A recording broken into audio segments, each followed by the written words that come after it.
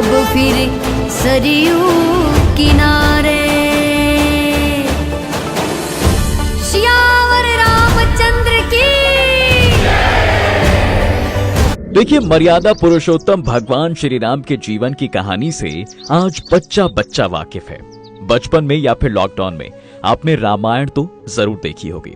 रामायण के लास्ट में हमें देखने को मिलता है कि भगवान राम जल समाधि के बाद गरुड़ पर सवार होकर बैकुंठ के लिए निकल जाते हैं। लेकिन इसके बाद अयोध्या और अयोध्या वासियों का क्या हुआ, ये किसी को पता हो या ना पता हो, लेकिन भैया अयोध्या में राम मंदिर बनकर तैयार हो चुका है, जिसका उद्घाटन 22 जनवरी 2024 को होने वाला है।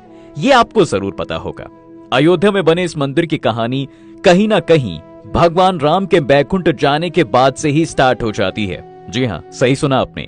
जब इनके पुत्र कुश के द्वारा अयोध्या में राम मंदिर निर्माण करवाया जाता है। अयोध्या में रामलला की प्राण प्रतिष्ठा को लेकर तैयारियां जोरों पर हैं, जिसमें सभी दिग्गज नेताओं के साथ फिल्म इंडस्ट्री के कलाकार भी शामिल होंगे। लेकिन क्या आपको इस मंदिर के इतिहास के बारे में पता है? अगर नहीं तो आज हम इस वीडियो में आपको बताएंगे कि कहां से शुरू हुई ये कहानी और इस कहानी में कब कब क्या क्या हुआ था। देखिए, भगवान राम के बैकुंठ जाने के बाद इनकी 44 पीढ़ियों ने अयोध्या पर राज किया। जब राम के पुत्र कुश अयोध्या के राजा थे तो इन्होंने भगवान राम की जन्म स्थली पर एक जन्मभूमि मंदिर के साथ साथ कई छोटे छोटे मंदिर बनवाए। समय के साथ साथ इन मंदिरों की हालत जर्जर होती चली गई, जिन्हें बाद में 57 ईस्वी पूर्व के आसपास उज्जैन के राजा यानी विक्रमादित्य जी ने रेनोवेट करवाया। लेकिन अप्रैल 1526 में बाबर के भारत आने के बाद मुगल शासन की शुरुआत होती है। 1528 से 29 में बाबर अयोध्या जाता है तो अपने सेनापति मीर बाकी से मंदिरों को तोड़कर मस्जिद बनवाने का आदेश दे देता है। तो मीर बाकी मंदिरों को तोड़कर मस्जिद बनवा देता है और हिंदुओं के अंदर आने पर रोक लगा देता है। और फिर लगभग 190 साल बाद यानी 1717 ई में आमेर के राजा जयसिंह द्वितीय मस्जिद के बाहर जमीन देखकर आंगन में एक चबूतरा बनवाते हैं, जहां पर रामलला की मूर्ति को स्थापित किया जाता है। अब यहाँ होता क्या है कि मस्जिद के अंदर तो मुस्लिम नमाज करते थे, जबकि बाहर चबूतरे पर हिंदू भगवान राम की पूजा किया करते थे। ऐसा कई सालों तक चलता रहा और फिर 1853 में भारत के 14 सांप्रदायिक अखाड़ों में से एक निर्मोही अखाड़ा ने क्लेम किया कि इस मस्जिद की जगह पर राम मंदिर था, जिसको बाबर के समय में तोड़कर मस्जिद बना दी गई थी। अब हम यहाँ पर फिर से राम मंदिर बनाएंगे। मुसलमानों के द्वारा इसका विरोध किया जाता है और फिर यहीं से हिंदू और मुसलमानों के बीच में लड़ाई शुरू हो जाती है। कई जगह पर दंगे होते हैं। इन दंगों को रोकने के लिए 1859 में ब्रिटिश सरकार चबूतरा और मस्जिद के बीच में एक फेंसिंग करवा देती है, जिससे ये मामला कुछ सालों के लिए तो सुलझ जाता है। अब होता क्या है कि 1885 में निर्माही अखाड़ा के महंत यानी रघुबर दास फैजाबाद डिस्ट्रिक्ट कोर्ट में राम चबूतरे पर छतरी बनाने के लिए अपील करते हैं, लेकिन उनकी अपील को खारिज कर दिया जाता है। अपील के खारिज होने से हिंदू कम्युनिटी में रोष की स्थिति पैदा हो जाती है और जगह जगह हिंसा शुरू हो जाती है। इस हिंसा में मस्जिद और राम चबूतरे के बीच बनी फेंसिंग के साथ साथ मस्जिद की दीवार को तोड़ दिया जाता है। ब्रिटिश सरकार द्वारा दीवार को फिर से बनवाने के साथ एक रूल बनता है कि मस्जिद को केवल जुम्मे की नमाज के लिए ही खोला जाएगा और फिर भारत देश के आजाद होने तक यही व्यवस्था जो है चलती रही थी। लेकिन आजादी के 2 साल बाद यानी 23 दिसंबर 1949 को सुबह होते ही हिंदू समुदाय द्वारा मस्जिद के अंदर घंटियों और शंखों की आवाज के साथ पूजा की जाती है, जिससे भीड़ एकत्र हो जाती है। हिंदुओं की भीड़ पूजा करने के लिए तो मुसलमानों की भीड़ इसका विरोध करने के लिए एकजुट हो जाती है और फिर से एक बार विद्रोह की सिचुएशन बन जाती है। अब देखिए, इतनी भीड़ में पुलिस भी कुछ नहीं कर सकती थी, तो वहां के डिस्ट्रिक्ट मजिस्ट्रेट के नायर इसकी जानकारी प्राइम मिनिस्टर ऑफिस को दे देते हैं। जब ये मामला दिल्ली पहुंचता है तो इस समय प्रधानमंत्री जवाहरलाल नेहरू थे। नेहरू जी पीएमओ ऑफिस से के नायर को एक आदेश पारित करके कहते हैं कि जबरदस्ती करके किसी चीज को हथियाना गलत है। मूर्ति को तुरंत मस्जिद से निकालकर बाहर किया जाना चाहिए। इसके जवाब में के नायर पीएम को एक लेटर लिखकर कहते हैं कि यहाँ की सिचुएशन को देखते हुए मूर्ति को किसी भी हालत में बाहर नहीं निकाला जा सकता, क्योंकि यहाँ के पुजारियों का मानना है कि बिना पूजा हवन किए मूर्ति को वहां से उठाया तो पाप लगेगा। अब पीएमओ की तरफ से के नायर के पास एक रिप्लाई आता है कि आपको जो आदेश दिया गया है उसका पालन कीजिए और मूर्ति को बाहर निकालिए। तो इस आदेश के जवाब में के नायर पीएमओ को 2 सुझाव लिखकर भेजते हैं। पहला तो ये कि यहाँ पर सिचुएशन आउट ऑफ कंट्रोल है। मस्जिद की सुरक्षा और लोगों की भीड़ को देखते हुए मस्जिद के बाहर एक जालीनुमा गेट लगाना होगा, जिससे मस्जिद को कोई नुकसान नहीं होगा और सभी लोग बाहर से दर्शन कर पाएंगे। और दूसरा ये कि इस मामले को कोर्ट को सौंप देना चाहिए, जिससे कोर्ट का मामला आने तक सब लोग शांत रहेंगे। अब इन सुझावों के साथ ही के नायर ने अपना रिजाइन भी दे दिया। इनके रेजिग्नेशन को तो स्वीकार नहीं किया गया, लेकिन पीएमओ को उनके सुझाव बहुत पसंद आए। ये मामला कोर्ट में चला जाता है और इस तरह रामलला की मूर्ति मंदिर में ही रहती है। अब भैया हिंदू पक्ष से तो निर्मोही अखाड़ा और मुस्लिम पक्ष से सुन्नी वक्फ बोर्ड दोनों के द्वारा एक केस फाइल किया जाता है, जिसमें निर्मोही अखाड़ा कहता है कि यहाँ पर शुरुआत से ही राम मंदिर था और अब तो मूर्ति भी निकल आई है, तो इसका पूरा अधिकार हमें दे दिया जाए ताकि हम यहाँ पर राम मंदिर बना सकें। वहीं सुन्नी वक्फ बोर्ड दावा करता है कि यहाँ पर शुरुआत से ही मस्जिद रही है, इसका पूरा कंट्रोल हमें मिलना चाहिए। तकरीबन 20 से 25 साल तक ये दोनों केस कोर्ट में रहते हैं। अभी तक यहाँ पर कांग्रेस पार्टी सत्ता में थी। 1980 में जनसंघ से अलग होकर बीजेपी का गठन होता है। बताया जाता है कि बीजेपी के गठन के बाद विश्व हिंदू परिषद, शिवसेना, बजरंग दल और आरएसएस जैसे सभी हिंदू दल एक्टिव हो जाते हैं और 1984 में विश्व हिंदू परिषद द्वारा एक धर्म संसद का आह्वान किया जाता है, जिसमें बीजेपी के बड़े बड़े नेता लाल कृष्ण आडवाणी, मुरली मनोहर जोशी, ये लोग भी शामिल होते हैं। इस धर्म संसद में विश्व हिंदू परिषद के प्रेसिडेंट अशोक सिंघल ऐलान करते हैं कि भाई राम मंदिर बनेगा और जरूर बनेगा। अब इस मंदिर को बनाने के लिए पूरे देश से ईंटें मंगाई जाएंगी। ये बात धीरे धीरे पूरे देश में फैल जाती है। 1984 ये वही साल था जब इंदिरा गांधी की मौत हुई थी और कांग्रेस की कमान उनके पुत्र राजीव गांधी को सौंपी गई थी। अब यहाँ होता क्या है कि बीजेपी तो खुलकर राम मंदिर के सपोर्ट में बोल रही थी, जिससे सभी हिंदू बीजेपी को सपोर्ट कर रहे थे। और इसी बीच 1986 में राम मंदिर के गेट खुलवाने का एक मामला कोर्ट में आता है, तो राजीव गांधी हिंदुओं का विश्वास जीतने के लिए 1 घंटे के अंदर मंदिर के गेट खुलवा देते हैं। इस न्यूज को दूरदर्शन के माध्यम से पूरे देश में ब्रॉडकास्ट किया जाता है। इससे मुस्लिम दल कांग्रेस से नाराज हो जाते हैं और सभी मुस्लिम नेता मिलकर कांग्रेस का विरोध करने के लिए बाबरी मस्जिद एक्शन कमेटी बनाते हैं, जिसका परिणाम ये होता है कि भैया कांग्रेस 1989 का चुनाव हार जाती है। राम मंदिर के सपोर्ट में होने की वजह से बीजेपी को इस चुनाव में फायदा मिलता है। जहां 1984 में बीजेपी को मात्र 2 सीटें मिली थी, अब 1989 चुनाव में 85 सीटें मिलती हैं। नेशनल फ्रंट के नेता वीपी सिंह बीजेपी का सपोर्ट लेकर प्राइम मिनिस्टर बनते हैं। नेशनल फ्रंट की सरकार बनने के बाद बीजेपी के नेता लाल कृष्ण आडवाणी ऐलान करते हैं कि राम मंदिर के सपोर्ट में गुजरात के सोमनाथ से लेकर उत्तर प्रदेश के अयोध्या तक पूरे 10,000 किलोमीटर तक रथ यात्रा निकाली जाएगी, जो 30 अक्टूबर को अयोध्या पहुंचेगी। अब गुजरात और राम मंदिर की चर्चा हो और नरेंद्र मोदी जी का नाम ना आए, ये तो हो ही नहीं सकता। जी हाँ, बिल्कुल, इस यात्रा में गुजरात से मोदी जी भी शामिल हुए थे। इस समय मोदी जी की उम्र महज 40 साल थी। कहा जाता है कि गुजरात में इस यात्रा के प्रबंधन में मोदी जी का अहम योगदान रहा और फिर 25 सितंबर 1990 को सोमनाथ से यात्रा स्टार्ट होती है, जिसे कई राज्यों से होते हुए अयोध्या पहुंचना था। लेकिन इस यात्रा का विरोध किया जाता है और जहां जहां से भी ये यात्रा निकलती है, वहां इस यात्रा का विरोध शुरू हो जाता है। कई राज्यों में विरोध के बाद जब 23 अक्टूबर 1990 को ये यात्रा बिहार के समस्तीपुर में पहुंची, तो बिहार के चीफ मिनिस्टर और नेशनल फ्रंट पार्टी के सपोर्टर लालू प्रसाद यादव समस्तीपुर के डीआईजी को आदेश देते हैं कि इस यात्रा को रोक दिया जाए और लाल कृष्ण आडवाणी को अरेस्ट किया जाए। होता भी कुछ ऐसा ही है कि भैया डीआईजी के द्वारा बीजेपी के कुछ नेताओं के साथ आडवाणी को गिरफ्तार कर लिया जाता है और 12 दिन तक इन्हें सिंचाई विभाग के पोस्ट ऑफिस में रखा जाता है। दरअसल यात्रा शुरू होने से पहले आडवाणी ने यह कहा था कि देखता हूं किसने माई का दूध पिया है जो मेरी रथ यात्रा रोकेगा। अब यही वजह थी कि लालू यादव ने नेहले पर दहला मारकर आडवाणी को गिरफ्तार करवाया और कहा कि मैंने माँ और भैंस दोनों का दूध पिया है। इस गिरफ्तारी का परिणाम ये होता है कि भैया जैसे ही ये खबर दिल्ली पहुंचती है, तो बीजेपी वीपी सिंह गवर्नमेंट ने अपना समर्थन वापस ले लिया और जिससे वीपी सिंह की सरकार गिर जाती है। अब रथ यात्रा के बीच में हुए दंगों से नाराज होकर 30 अक्टूबर 1990 को बड़ी संख्या में कार सेवक अयोध्या पहुंचते हैं और मस्जिद के ऊपर चढ़कर अपना झंडा लगा देते हैं, जिससे हालात और खराब हो जाते हैं। इस समय उत्तर प्रदेश में मुलायम सिंह की सरकार थी, तो इस दंगे को रोकने के लिए मुलायम सिंह कार सेवकों पर गोली चलाने का आदेश दे देते हैं। इस गोलीबारी में 5 कार सेवकों की मौत हो जाती है, जिससे अयोध्या ही नहीं बल्कि पूरे देश का माहौल एकदम ऐसा गर्म हो जाता है।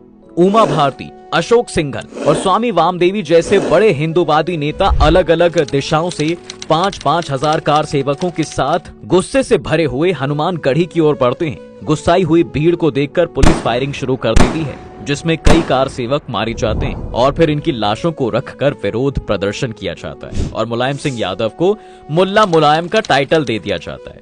और इसी का परिणाम था कि भैया 1991 के चुनाव में मुलायम सिंह को हार का सामना करना पड़ता है और उत्तर प्रदेश में बीजेपी सरकार के मुख्यमंत्री बनते हैं कल्याण सिंह। लेकिन 1991 में राजीव गांधी की मौत होने की वजह से लोगों की सहानुभूति कांग्रेस को मिलती है, जिससे सेंटर में कांग्रेस की सरकार बनती है और प्राइम मिनिस्टर बनते हैं पीवी नरसिम्हा राव। यूपी में बीजेपी की सरकार बनने के बाद 10 जनवरी 1991 को अयोध्या के पुजारियों की सहमति से 2.77 एकड़ भूमि जन्मभूमि न्याय ट्रस्ट को दे दी जाती है। ये ट्रस्ट राम मंदिर के लिए जगह बनाने के लिए कंस्ट्रक्शन चालू कर देता है, लेकिन इसका मामला पहले से ही कोर्ट में चल रहा था, जिस वजह से कोर्ट द्वारा कंस्ट्रक्शन पर बैन लगा दिया जाता है। बैन लगने के बावजूद मंदिर बनाने के लिए 1992 में फिर से कार सेवकों का आह्वान किया जाता है। इस समय यूपी में तो बीजेपी की सरकार थी, लेकिन केंद्र में कांग्रेस की सरकार थी। केंद्र और राज्य सरकारों को यह डर था कि फिर से पहले जैसी सिचुएशन ना बन जाए, इसलिए 30 अक्टूबर 1992 में प्रधानमंत्री पीवी नरसिम्हा विश्व हिंदू परिषद और सिया सुन्नी बोर्ड दोनों के लीडर्स को मीटिंग के लिए दिल्ली बुलाते हैं। लेकिन इस मीटिंग में कोई खास निष्कर्ष नहीं निकलता और विश्व हिंदू परिषद के नेता आपस में ही एक प्राइवेट मीटिंग करके 6 दिसंबर को फिर से कार सेवकों को बुलाने का ऐलान कर देते हैं। तो कांग्रेस के प्राइम मिनिस्टर यानी पीवी नरसिम्हा यूपी के चीफ मिनिस्टर कल्याण सिंह को प्रेसिडेंशियल रूल लागू करने के लिए बोलते हैं, लेकिन कल्याण सिंह आश्वासन देकर मना कर देते हैं और कोर्ट में हलफनामा देते हैं कि यहाँ पर कोई हिंसा नहीं होगी और इसकी जिम्मेदारी राज्य सरकार की होगी और किसी भी सिचुएशन में कार सेवकों पर गोलियां नहीं चलाई जाएंगी। अब देखिए 6 दिसंबर 1992 को 2 लाख से ज्यादा कार सेवक अयोध्या पहुंचे थे। इस समय बीजेपी के कुछ नेताओं पर अयोध्या आने पर रोक लगा दी जाती है और यही वजह है कि उमा भारती सिर मुंडवाकर वहां पहुंचती हैं ताकि कोई उन्हें पहचान न पाए।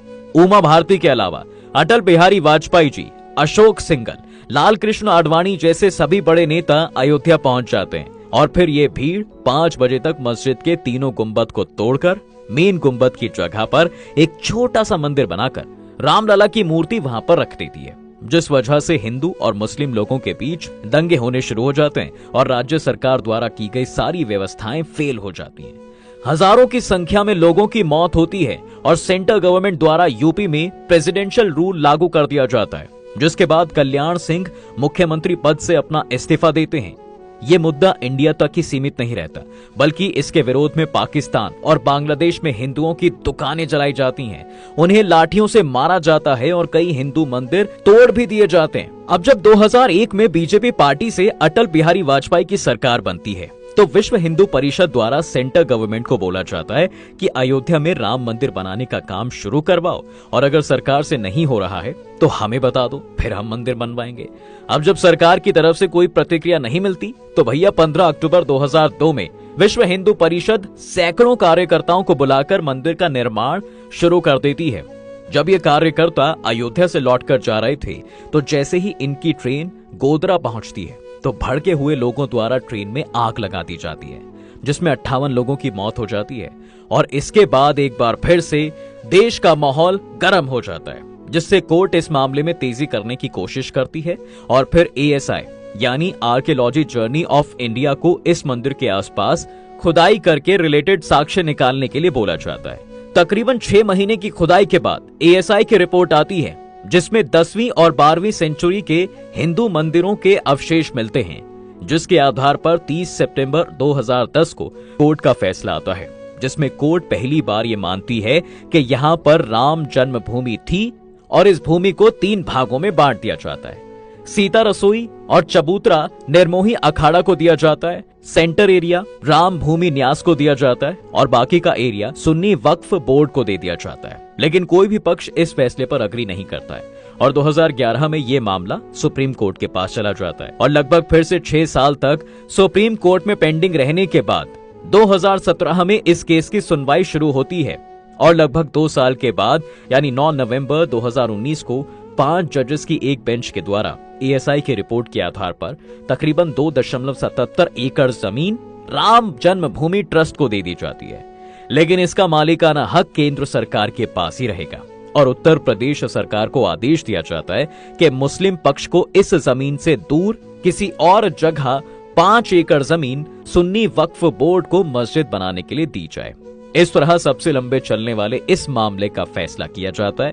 तो ये हमारे संविधान की खूबसूरती है भैया कि जब इस मामले का फैसला आया तो किसी भी पक्ष द्वारा ना तो कोई हिंसा की गई और ना ही किसी पक्ष ने इस फैसले का विरोध किया।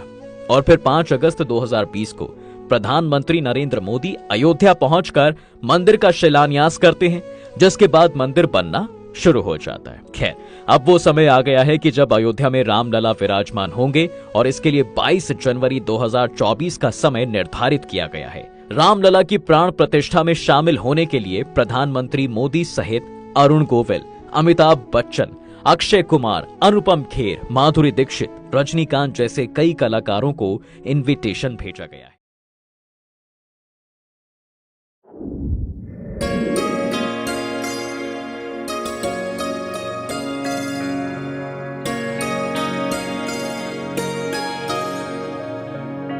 मेरी झोपड़ी के भाग आज खुल जाएंगे, राम आएंगे।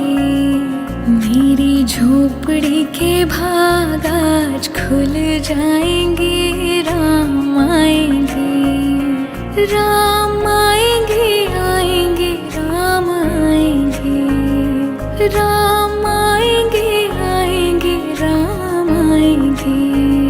मेरी झोपड़ी के भाग आज खुल जाएंगे, राम आएंगे। मेरी झोपड़ी के भाग आज खुल जाएंगे, राम आएंगे।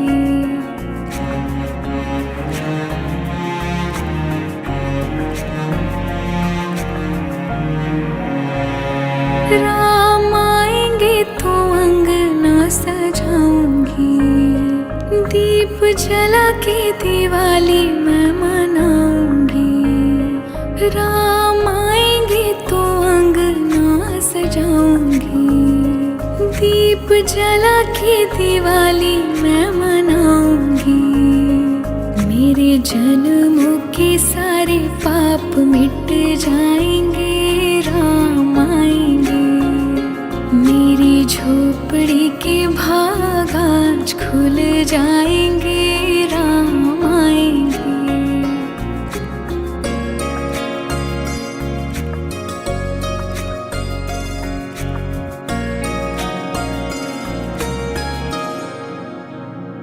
राम झूलेंगे तो पालना झुलाऊंगी, मीठे मीठे मैं भजन सुनाऊंगी।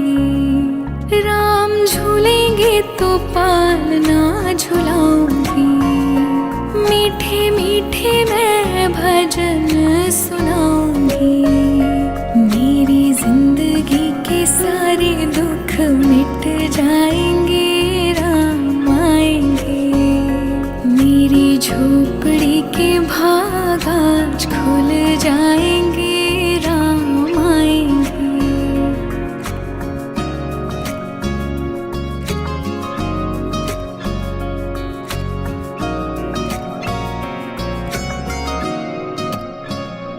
मैं तो रुचि रुचि भोग लगाऊंगी, माखन मिश्री मैं राम को खिलाऊंगी।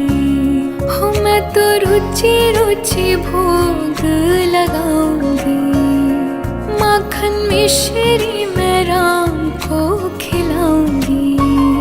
प्यारी प्यारी राधे प्यारे श्याम संग आएंगे, राम आएंगे।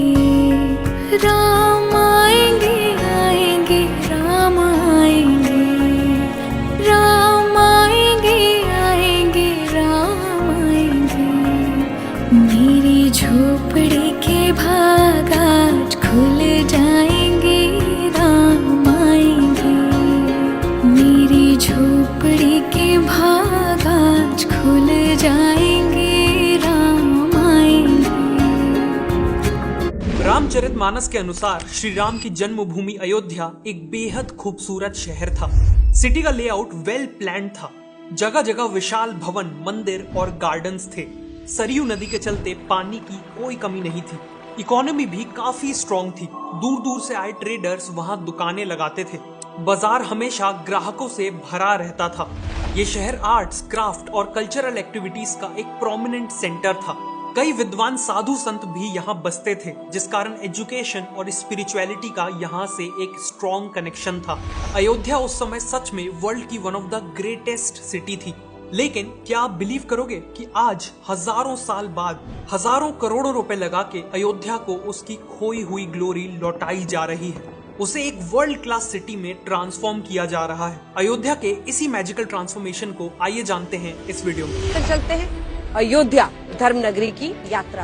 अब कहीं जाते हैं तो गर्व से बताते हैं मैं अयोध्या वासी हूँ। कितना बदल गया अयोध्या, पूरा चेंज हो गया, पूरा 100% चेंज हो गया। अयोध्या को दुनिया की सुंदरतम नगरी के रूप में स्थापित करेंगे। अयोध्या के ट्रांसफॉर्मेशन का सबसे क्रूशियल हिस्सा है श्री राम का मंदिर, राम मंदिर, जिसके फीचर सुन के कोई भी मेस्मराइज्ड रह जाएगा। राम मंदिर को वास्तुशास्त्र के अकॉर्डिंग नगरा स्टाइल में बनाया जा रहा है। मंदिर की ऊंचाई 161 फीट, चौड़ाई 250 फीट और लंबाई पूरे 380 फीट होने वाली है। मंदिर में टोटल 3 फ्लोर्स होंगे और हर फ्लोर की हाइट 20 फीट होगी। 44 गेट्स होंगे और टोटल 392 पिलर्स होंगे, जिनमें देवी देवताओं की मूर्तियां कार्व की जाएंगी। नगरा स्टाइल के अकॉर्डिंग मंदिर को एक जगती यानी एक प्लेटफॉर्म पे बनाया जा रहा है। एंट्री के लिए 16 फीट चौड़ी 32 स्टेयर्स हैं। डिसेबल्ड और एल्डरलीज के लिए रैंप और लिफ्ट का भी प्रोविजन है। एंट्रेंस के ऑपोजिट साइड है गर्भगृह, जहां राम लल्ला की मूर्ति स्थापित होगी। गर्भगृह और एंट्रेंस के बीच में 5 मंडप होंगे। कुडू मंडप, नृत्य मंडप और रंग मंडप एक के बाद एक होंगे और कीर्तन मंडप और प्रार्थना मंडप दोनों साइड्स में होंगे। मंडप बेसिकली बड़े हॉल्स होते हैं जहां प्रार्थना, कीर्तन और बाकी रिचुअल्स परफॉर्म किए जाते हैं। हर मंडप के ऊपर एक माउंटेन लाइक स्ट्रक्चर बनेगा जिसे शिखर कहा जाता है और मंदिर का सबसे ऊंचा शिखर गर्भगृह के ऊपर ही बनेगा। राम मंदिर के चारों तरफ टोटल 2400 फीट लंबी और 14 फीट चौड़ी एक रेक्टेंगुलर बाउंड्री बनेगी, जिसे परकोटा कहा जाता है। परकोटा के चारों कॉर्नर्स में सूर्यदेव, माँ भगवती, गणपति और भगवान शिव का मंदिर बनेगा। नॉर्दर्न साइड में माँ अन्नपूर्णा का मंदिर और सदर्न साइड में हनुमान जी का मंदिर भी बनेगा। राम मंदिर और बाकी का एरिया मिला के पूरा टेम्पल कॉम्प्लेक्स अराउंड 70 एकर्स का है। लेकिन इस 70 एकर्स में केवल 30% एरिया में ही कंस्ट्रक्शन है। बाकी के 70% एरिया में केवल पेड़ पौधे हैं, जिसका मेन ऑब्जेक्टिव है एनवायरनमेंट और वाटर कंजर्वेशन। इसी टेम्पल कॉम्प्लेक्स में रामायण से जुड़े हुए कुछ प्रमुख किरदार जैसे महर्षि वाल्मीकि, महर्षि वशिष्ठ, महर्षि विश्वामित्र, महर्षि अगस्त्य, निषाद राज, माता शबरी और देवी अहिल्या के भी मंदिर बनाए जाएंगे। श्रद्धालुओं के लिए भी यहाँ कई फैसिलिटीज दी गई हैं, जैसे 25,000 लोगों के लिए लॉकर फैसिलिटी, हॉस्पिटल की व्यवस्था है। नेचुरली देश और दुनिया के अलग अलग हिस्सों से लोग यहाँ दर्शन करने आएंगे। इसीलिए राम मंदिर ट्रस्ट ने लैंग्वेज एक्सपर्ट्स की एक टीम बनाने का फैसला लिया है, जो इंडिया की अलग अलग लैंग्वेजेस बोलने वाले डिवोटीज को असिस्ट करेगी। साथ ही साथ ये लैंग्वेज एक्सपर्ट्स फॉरेन लैंग्वेजेस बोलने वाले विजिटर्स को भी दर्शन करने में हेल्प करेंगे। तो अब टॉपिक पे वापस आते हैं। बनकर तैयार होने के बाद ये पूरी दुनिया का तीसरा सबसे बड़ा मंदिर होगा और पूरी दुनिया के हिंदूज के लिए सबसे इंपॉर्टेंट तीर्थ स्थल भी। मंदिर की ओपनिंग के बाद अयोध्या में हर दिन 3 से 5 लाख विजिटर्स की आने की उम्मीद है और इसीलिए अयोध्या में इन लोगों को पहुंचाने के लिए कमाल के इनिशिएटिव्स लिए गए हैं। सबसे पहले तो 240 करोड़ रुपए लगा के अयोध्या धाम जंक्शन रेलवे स्टेशन को बनाया गया है। इस 3 मंजिला स्टेशन में washrooms, food plaza, waiting halls, escalators और लिफ्ट जैसी सभी फैसिलिटीज अवेलेबल है। लेकिन सबसे ज्यादा स्पेशल है स्टेशन का डिजाइन, जो खुद मंदिर से इंस्पायर्ड है। बिल्डिंग के टॉप पे नगरा स्टाइल के 2 शिखर लगाए गए हैं और सेंट्रल डोम का टॉप भगवान राम के मुकुट से इंस्पायर्ड है।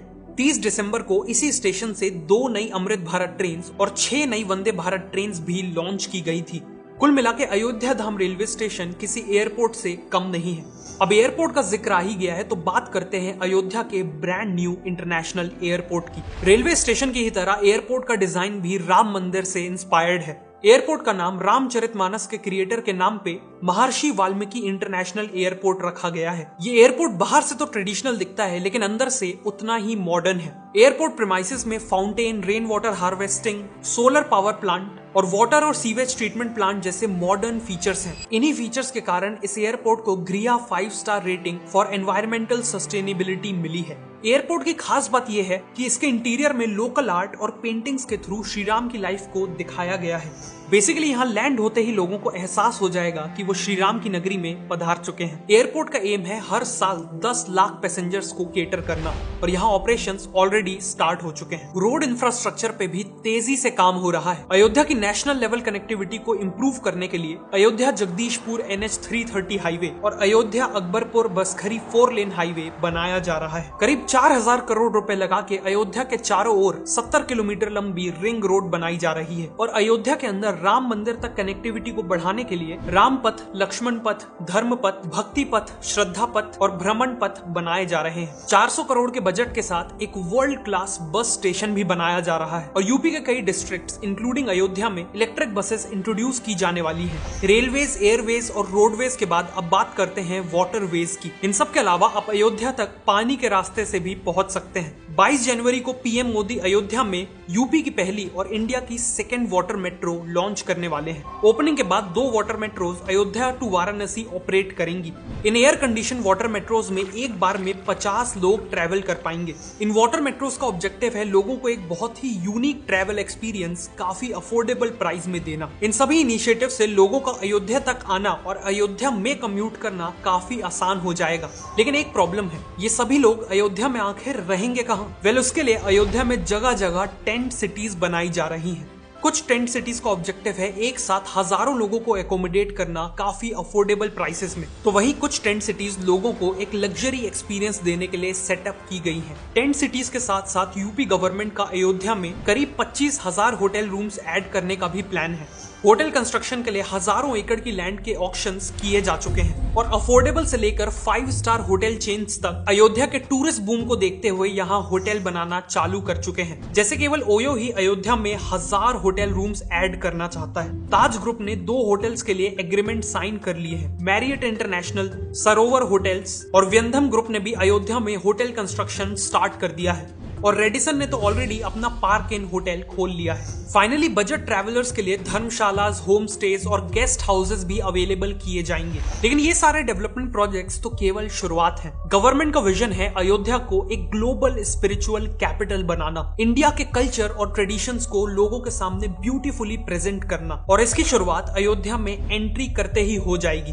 अयोध्या तक जाने वाले सभी मेन हाईवेज पर ग्रैंड एंट्री गेट्स बनाए जा रहे हैं। टोटल 6 गेट्स का प्लान अप्रूव कर दिया गया है और इन गेट्स का डिजाइन भी मंदिर से इंस्पायर्ड है, जिसे देखते ही आपको एहसास हो जाएगा कि आप इंडिया के टेंपल टाउन में एंट्री कर रहे हैं। इन गेट्स का नाम भी रामायण के कैरेक्टर के ऊपर श्री राम द्वार, लक्ष्मण द्वार, हनुमान द्वार, भरत द्वार, जटायु द्वार और गरुड़ द्वार रखा गया है। हर गेट के पास वर्ल्ड क्लास फैसिलिटीज जैसे बड़े पार्किंग लॉट्स और रेस्टोरेंट्स अवेलेबल रहेंगे। इसके बाद अयोध्या में करीब 50 एकड़ के एरिया में एक टेंपल म्यूजियम भी बनाया जा रहा है। इस म्यूजियम का ऑब्जेक्टिव है विजिटर्स को इंडिया के सभी मेजर टेंपल्स की हिस्ट्री समझाना। आखिर एक टेंपल किसी पर्टिकुलर जगह पे ही क्यों बनाया गया, उस टेंपल की कंस्ट्रक्शन की फिलॉसफी और मेथड्स क्या थी, वहाँ पूजा के तरीके क्या थे, ये सब यहाँ समझाया जाएगा। अयोध्या का एम है हर एज ग्रुप के विजिटर्स को श्री राम की लाइफ से इंस्पायर करना। इसीलिए अयोध्या में इंडियन वर्जन ऑफ डिज्नीलैंड भी बनाया जा रहा है, जिसका नाम होगा राम लैंड। यहाँ टेक्नोलॉजी का यूज करके श्री राम की कहानियां सुनाई जाएंगी। रामायण में जिन लोकेशन का जिक्र है उन्हें हूबहू बनाया जाएगा। अल्ट्रा मॉडर्न राइड्स, एक्सपीरियंसेस और एंटरटेनमेंट ऑप्शंस भी होंगे। बेसिकली यहाँ लोगों को एजुकेशन और एंटरटेनमेंट का ब्लेंड मिलेगा। इसके अलावा अयोध्या में श्री राम का स्टैचू भी बनाया जा रहा है, जो दुनिया का टॉलेस्ट स्टैचू होगा। करंटली वर्ल्ड का टॉलेस्ट स्टैचू है गुजरात का स्टैचू ऑफ यूनिटी, जिसकी हाइट है 790 फीट। लेकिन श्री राम का 823 फीट का स्टैचू पूरा होने के बाद स्टैचू ऑफ यूनिटी का भी रिकॉर्ड तोड़ देगा। अयोध्या में बहने वाली सरयू नदी पे भी कई प्रोजेक्ट्स प्लान किए गए हैं, जैसे 300 करोड़ रुपए लगा के सरयू रिवर फ्रंट को पूरी तरह रीडेवलप किया जा रहा है। साथ में सरयू में 2 solar powered mini cruise ships भी एक्सपीरियंस की जा सकेंगी। इन वेसल्स का नाम रमायना वेसल्स होगा और ये लोगों को एक लग्जरी एक्सपीरियंस देंगी। ये क्रूज राइड गुप्तर घाट से चलेगी और राजघाट, लक्ष्मण घाट, राम घाट और लक्ष्मी घाट को कवर करने के बाद नया घाट पे एंड होगी। बेसिकली लिए पूरे अयोध्या की हिस्ट्री कवर करेगी। क्रूज में डिलीशियस फूड, फोक सॉन्ग और डांस और बाकी फैसिलिटीज भी मौजूद होंगी और आगे चल के सरयू रिवर पे हाउस बोट्स भी प्लान की जा रही हैं। अयोध्या में लोग दीपावली भी सेलिब्रेट कर पाएंगे, जो नेचुरली पूरी दुनिया में यहाँ सबसे ग्रैंड तरीके से मनाई जाती है। जैसे 2023 की दिवाली से पहले दीपोत्सव में अराउंड 25,000 वॉलंटियर्स ने मिलके 51 घाटों पर अराउंड 22 लाख से भी ज्यादा दिए जलाए थे, जो अपने आप में एक गिनेस वर्ल्ड रिकॉर्ड है। इसी के साथ ग्रैंड लेजर शो ऑर्गेनाइज किया गया था और एक ब्यूटीफुल ड्रोन शो भी ऑर्गेनाइज किया गया था और ऐसी उम्मीद है कि आगे चल के इन सेलिब्रेशंस का स्केल और भी ज्यादा बढ़ेगा।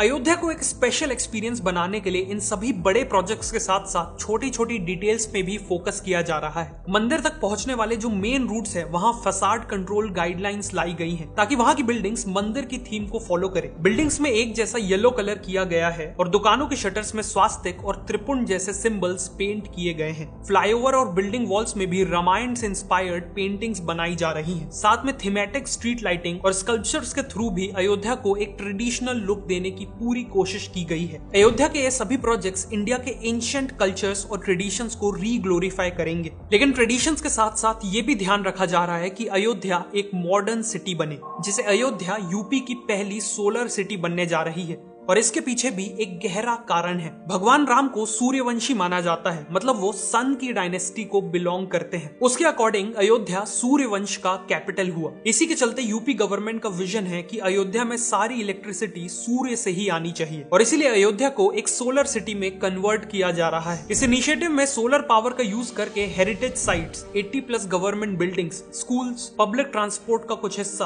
प्यूरिफाइड ड्रिंकिंग वाटर कियोस्क, मंदिर के पास की दुकानें, सरयू नदी की बोट और करीब 10,000 घरों में पावर दी जाएगी। टूरिस्ट को असिस्ट करने के लिए शहर के पार्क्स, बस स्टॉप और रेलवे स्टेशन वगैरह में सोलर ट्रीज लगाए जाएंगे। इन ट्रीज की ब्रांचेस में सोलर पैनल्स लगे होंगे और LED लाइट्स भी होंगी। इसके नीचे बैठने की और इलेक्ट्रॉनिक इक्विपमेंट्स को चार्ज करने की भी फैसिलिटी होगी। इसके अलावा अयोध्या को यूपी गवर्नमेंट की सेफ सिटी प्रोजेक्ट में भी शामिल किया गया है, जिसके तहत शहर में हजारों CCTV cameras, modern control room, females की कंप्लेंट हैंडल करने के लिए पिंक पुलिस बूथ और बसों में पैनिक बटन जैसे कई इनिशिएटिव्स लिए जाएंगे। Finally city planning, waste management, free wifi और डिजिटल पेमेंट जैसे कई एरियाज में टेक्नोलॉजी का यूज करके अयोध्या को एक मॉडर्न सिटी में तब्दील किया जा रहा है। इन सभी प्रोजेक्ट्स के चलते अयोध्या एक वर्ल्ड क्लास सिटी बनने जा रही है। इस रैपिड डेवलपमेंट के चलते न केवल अयोध्या बल्कि पूरी यूपी की इकोनॉमी को एक पॉजिटिव इंपैक्ट देखने मिलेगा। ऑलरेडी अयोध्या में construction workers, guides, hotel staff, drivers etcetera के लिए हजारों जॉब्स क्रिएट हो चुकी हैं। Auto taxi drivers, local shopkeepers और छोटे बड़े होटल्स सभी का बिजनेस बूम हो रहा है और रियल स्टेट प्राइसेस तो 10 गुना तक बढ़ चुके हैं। अयोध्या का रिवाइवल इंडिया के लिए एक बहुत बड़ा मूवमेंट है,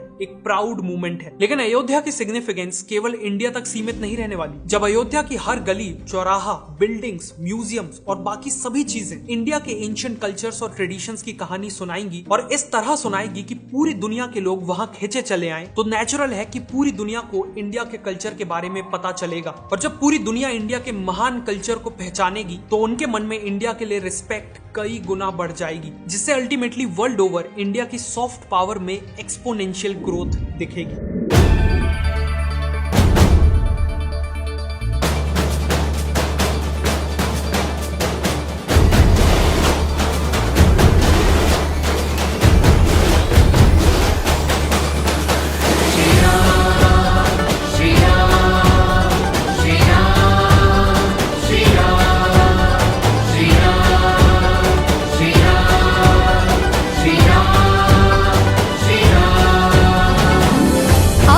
पधारो अवधपति, अब रघुवीर राम हमारे, राम राज का शंख बजा है,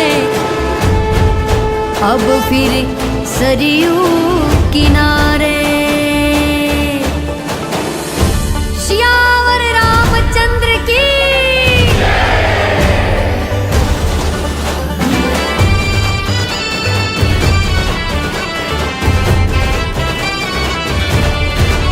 आज जश्न मनाओ सारी दुनिया में, मेरे राम प्रभु जी घर आए।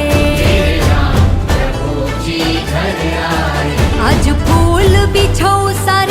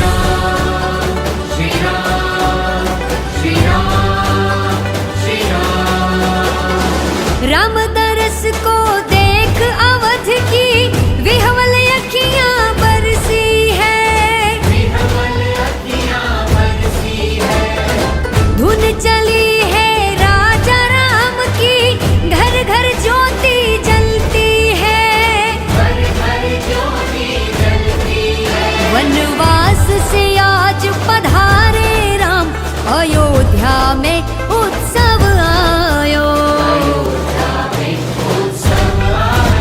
आज जश्न मनाओ सारी दुनिया में, मेरे राम लला जी घर आए।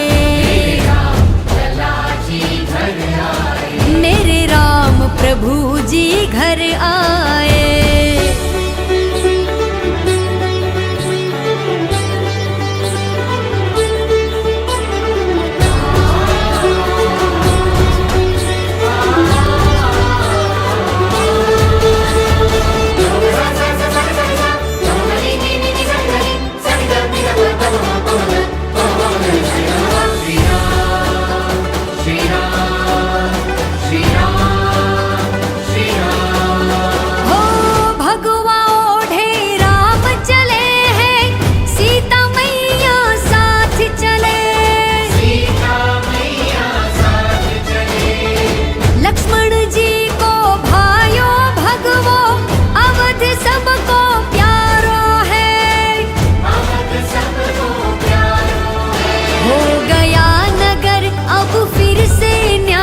जगत के राजा घर आए।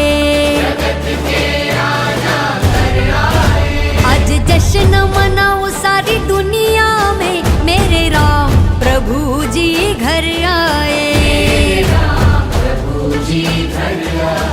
मेरे राम लला जी घर आए।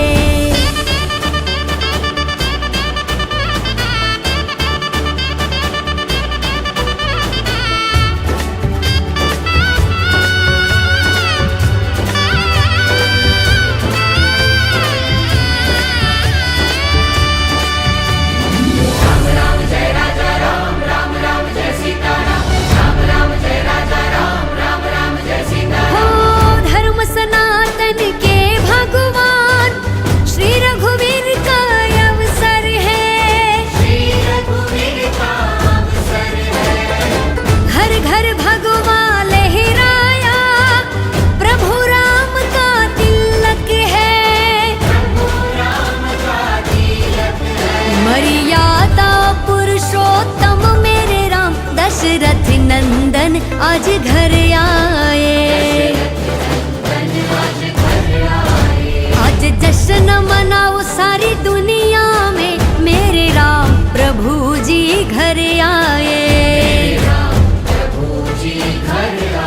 मेरे राम प्रभु जी घर आए।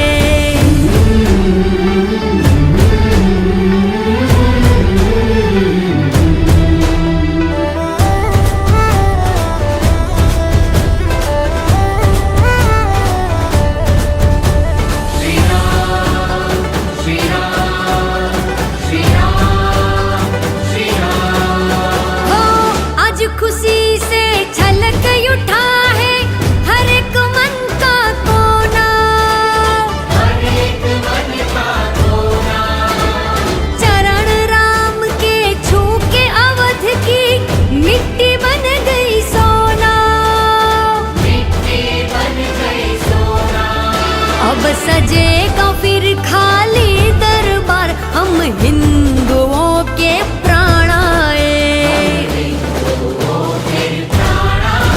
आज जश्न मनाओ सारी दुनिया में, मेरे राम प्रभु जी घर आए।